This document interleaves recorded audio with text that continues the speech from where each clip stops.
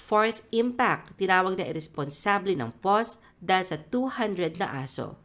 Isang kilalang organisasyon para sa kapakanan ng mga hayop ang naglabas ng kritisismo sa isang P-pop girl group na kamakailan lamang ay kumalat sa balita dahil sa kanilang fundraising para sa kanilang 200 na aso. Ang Philippine Animal Welfare Society o PAWS noong March 4 ay nagbahagi ng isang clip na 3 adoptable na pusa at nanawagan sa publiko na isa lang alang ang pag-aampon mula sa mga shelter ng mga hayop kung nais sila magkaroon ng 4-legged companion.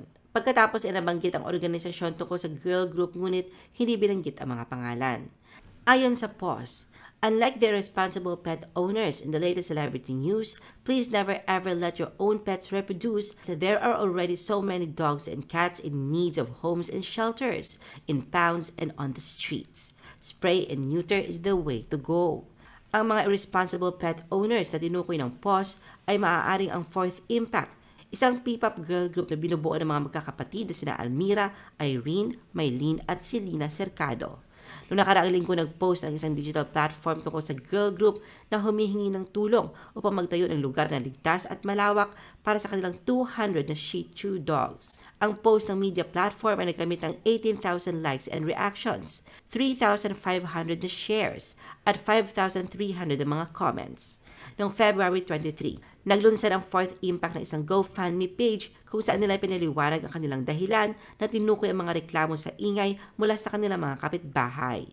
Ayon sa kanila, plano nilang pananandali ang paghiwalayin ang mga lalaking aso mula sa kanilang bahay at ilagay sila sa isang dreamland kung saan ang mga aso ay maaaring mabuhay ng masaya at malaya sa kanilang mga araw.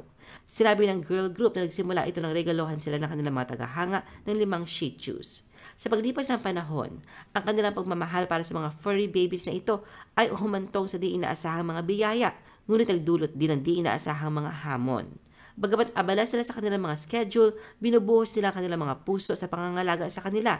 Pinagmasdan nila silang lumaki mula sa mga maliliit pa lamang hanggang sa naging kasapi na ito ng kanilang pamilya. Ngunit habang dumadami ang kanilang pamilya ng mga aso, dumami rin ang pangangailangan para sa espasyo at mga yaman.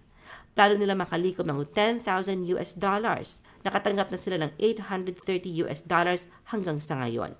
Ang post ng fourth impact ay hindi nagustuhan ng ilang Pilipino na kinall out sila dahil pinahihintirutan ng kanilang mga aso na magparami sa ganitong bilis. Matapos ang backlash na natanggap nila mula sa mga netizen at PAWS, binura na ng fourth impact ang kanilang GoFundMe fundraiser. I-post ang inyong comments at reaction sa baba. At huwag kalimutan na i-like at i-share ang video na ito. Gusto mo pa ba ng ibang showbiz videos? Panoorin ang aming iba pang top viewed videos. Para sa aming mga YouTube viewers, pumunta lang sa description ng video na ito o i-click ang link sa itaas ng screen. Para naman sa mga Facebook viewers, ay maaari ninyong hanapin ang mga link sa comment section ng video. I-follow nyo din kami sa Facebook at mag-subscribe sa aming YouTube channel. Thanks for watching!